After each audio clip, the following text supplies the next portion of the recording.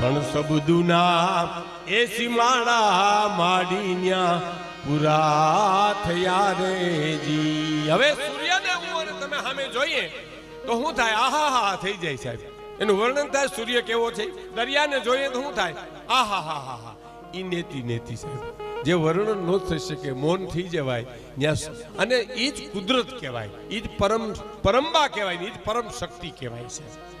હે એટલે ભગત બાપુ કહે છે સબદુના સીમાડા માડીને પૂરા થયે.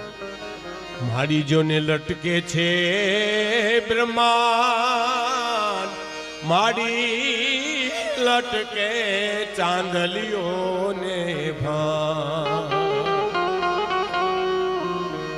જોયું વર્ણન સાહેબ? નેતિ નેતિ કેવું પડે. માડી જોને લટકે છે બ્રહ્માંડ. કોના ટેકા છે સાહેબ? માડી